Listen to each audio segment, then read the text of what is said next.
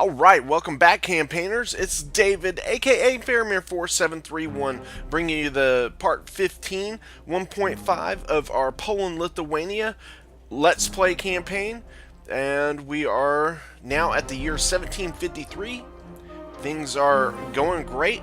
We have taken over pretty much all of mainland Europe with either our allies or our protectorates controlling, with the exception of Sweden up north, so we're going to try and take care of that. So that pretty much solves Giona. Giona is now out, so we do not have to worry about them any longer. And the major power that's left that we have to combat is Sweden, so we will focus our efforts to try to eliminate them as quickly as possible. And I think they just have Sweden and Norway left, so a couple battles ahead of us to knock them out. And first is going to be the Battle of Stockholm. And you can see a pretty nice balanced army going to fight against them. They got one reinforcing army of 2 horse art that will be coming in. And in this, we have 1 horse art that we're going to do our standard thing, move it up to the corner. And we'll be able to start bombardment while our troops are pushing forward. And then on this one, we are going to use our howitzer to place down fire at the basically at the corner of the fort. Most of the men are going to kind of group up there, so it'll be a nice big target for us. And like I said, as we move forward, our horse art is just whittling them away, and you can see here now we've set up our howitzer, and it's going to just continue to lay down its quick lime or on them, and you can see the devastation it's causing. Yeah, they're screaming. These are not cheering fans, folks. They are unhappy campers. But they are attracted to that corner because all of our units are there. So this makes it quite easy for us to just lay back and throw shells right over the top of their walls, right into them. It's quite a nice formula. Just whittle them down slowly. Just takes a little patience. You can see here we've knocked them down to pretty much nothing left. We just have a few very depleted units left. And we quickly knocked them out, and now we're in the fort. And all they have is our 2 artillery units over here. No threat to us, so we'll quickly win this. No problemo. We get a little ranking up on a few units. Not a whole lot, just because really it's our art that did most of the damage. So, yeah. The results tallied, and Sweden's capital is now in our grasp. And you can see I took very, very few losses. So our other army that's pushing up towards Norway, one more turn we should be able to get that. Yeah, sweet. Okay, so Sweden's got a fleet after me, and I just didn't have it in me to fight it, so I retreated and just auto-resolved. I didn't care if I lost or not, because I know Sweden's going to be toast here in a few anyway. So, yeah, luckily I won it, but I really at that point I just didn't care. Down here in Africa, we've taken over Algeria now, and the Dutch 2 colonies in Africa are down now to 1. And then after that, we will have the entire African continent that we can take. And we are pushing our army up there to take that. We just have these 2 little remnants of forces here that we're going to have to deal with. It should be no problem whatsoever. They should disappear after we take what do you call it, Tunis. But yeah, things, like I said, are cranking. We're making buku money, over 24,000 a turn. And yeah, so we have almost captured the majority of the Middle East. Things are just rocking and rolling. It's going so smooth, it's not even funny. We traded Sweden to Russia just to not worry about holding on to that, and also it'll give a little fun at the end game as Russia grows a little strength. We can, when we turn on them, it should give us some nice, interesting fights as we turn on our protectorates and our Russian allies at the end to take world domination. Okay, and one of the remaining armies of Sweden in the region of Sweden has lurked their ugly heads, and we are going to have to fight them off. So this is actually a pretty big army we're fighting against. So I am pushing my light infantry in a couple key spots that I'm going to lay stakes, just because. But I'm going to be pushing my horse art over here on my left flank to lay fire on their army as they come over, and it's a nice elevated position as well. Placement of your artillery is key to the battle. You can see I have my howitzer set up in the middle of my line. Typically I'll have it on a flank, but in this case we also have army coming in on the far right, so I don't want to leave my artillery exposed. So again, placement of your artillery is vastly important. You can see I'm trying to get my guys situated here before the battle. And so now my light infantry in the center of my lines has opened up on them. I'm going to try and kite them back just a little bit so that they're not taking any volleys. I want to protect them as much as possible. They will be key in this battle. And here comes the cav coming after my art, and looks like I might be shooting the hill as I unload with my light dragoons. I think I kill just a handful, pretty bad, really bad. So now I got to form square with this line over here on the flank. That is, you know, it's whatever. I mean, because it'll help take care of the cav, but it won't help me take care of these dreaded lines shooting at my square.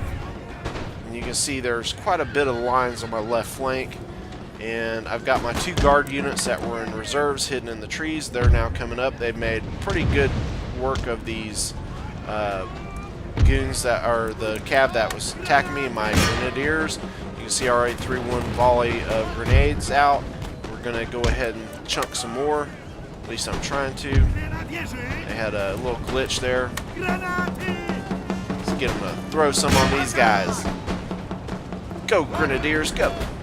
On the right flank, everything is fine, so no need to worry too much on that flank. So here goes the grenadiers, throwing them up on that line right behind.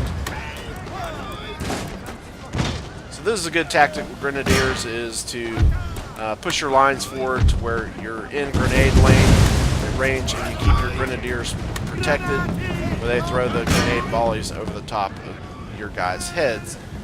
It works out smashingly or explosively, whichever you like. Okay, so grenades away, and we can get back now. Things are wrapping up easily on the left flank. Now on the right flank, well, there's a little bit of cav over here on this flank. You can see they moved their horse art over there. Got 1 cav that dispatched that. And my other cav is easily taking care of their other cav. Just using shooting. I'm shooting with my light dragoons and not using the swords, if you will. You see the guards opening up with their platoon fire. Just taking it out on this poor Swedish line here. That constant fire into is just going to cause that Swedish line to rout. taking some howitzer fire from the enemy. So I'm going to concentrate some fire on them. And now my push forward to meet this new threat on my right flank. But I have now eliminated half of their force, so things are going pretty good. I'm doing a cav charge on their extreme right flank, or left flank, my extreme right, and dispatch the units on that flank. And now I can roll my lines up and we can just shoot fish in a barrel, if you will. So things are going pretty good over here, just running down some of these remnant troops. Don't want to face another army over before I knock out Norway, at least. So yeah, this battle is going extremely well now. There's some more reinforcing troops coming in on the left flank now, as we have now dispatched the right flank at this point. So I'm going to use my light dragoons to expand my flank. You can see here on their left flank, there's just artillery left, so I'll use my units on my right to dispatch them. And I vastly outnumber them and vastly out-superior their forces on the left. My left. Just make sure I'm not being too confusing here. Okay. So that unit already broke before my light dragoons got up, but still, it was a nice gesture on their part. So this little ridge here does cause a little problems because I can't form my lines the way I want to, so I gotta we got 3 Swedish lines, 4 Swedish units over there on that flank that I'm still having to deal with. You can see here we have dispatched all of the Swedish left flank. It is gone. It's a goners. My guard's opening up, but the hill is providing a little cover, so I'm going to have to shift over. You can see some of the shots hitting the ground. It's only on the left of the line that's actually doing any damage. So try to reposition them. I want to try to bring them up on the ridge here a little bit, so I'm going to shift my lines back a little bit to accommodate them coming forward. Okay, so my light infantry is about to open up on them here, and that will pretty much devastate what's left of their new left flank. You can see my cav running amok in the background. Down to 2 Swedish units left now. Can't get positioned right. Yeah, my guards over here just lighting them up. Alright, so that's pretty much it for this. They had enough. So, nice results in that. And now we go on to Norway with not much men there. We can just auto-resolve. Beautiful victory. And away they went. Alright. So look at that. It's a vast, big empire. We are actually going to keep Norway. We're not going to trade it off because it will be a good port for us to hold. Because it does have a nice port over here with opening up to the Atlantic, and I definitely want to keep that. But we don't need a dockyard. We're going to get a port. Okay. Just get some of these buildings fixed up and we will be ready to roll. As you can see, Norway is a pretty expansive region. Okay, so now again, with Norway secured, we have no major threats in Europe left. So you can see from the mini-map, Russia has all of the east. We have all of central. Saxony controls the west. And we control most of Africa and the Mid-East.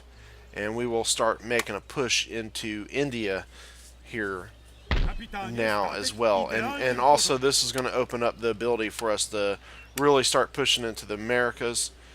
So colonial expansion is definitely on its way. So we're going to have to get some troops, some ships recruited, fifth rates, trading vessels. We're going to have to get the works ready to go on that. So again, we're just going to continue up here. One more turn, we'll be able to take Tunis. So yeah, nice. Then the Dutch will be out of here. We don't even need to fight it. Hurrah! Hurrah! Can't believe they didn't completely die, but well, whatever. Alright, so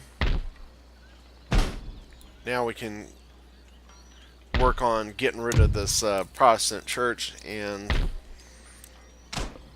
making us a nice little Catholic region here for Poland. Lithuania, we're going to continue to push from two directions to knock the Dutch out. Okay. Now, I'm trying to figure out how we can expand further. I am going to build a dockyard up there. That's going to be the only spot that I'll really keep the dockyards at. As you can see, all the rest of the regions have ports and not dockyards. I only need one or two. Okay, so the Maratha, just auto-resolve that. They're out of there. Alright, so with that army defeated, you can see over there to the right of the screen that there's quite a few stacks quite a few stacks of Maratha forces over there, so I've got to be getting myself prepared for that. And my last generation 1 general is still hanging in there. He's getting old, but he's still there. So until he dies, we'll be in generation 1. But in the meantime, we are going to fight over here in Africa and try to knock out the Dutch. So you can see they have quite a few artillery. And I've got way more forces on them, but they do have some unique units that are going to cause me some problems. The Dahomey Amazons being one of them. Alright, so you can see the first few units of the Dutch are going to come up, and my light infantry is going to be what I'm going to use against them.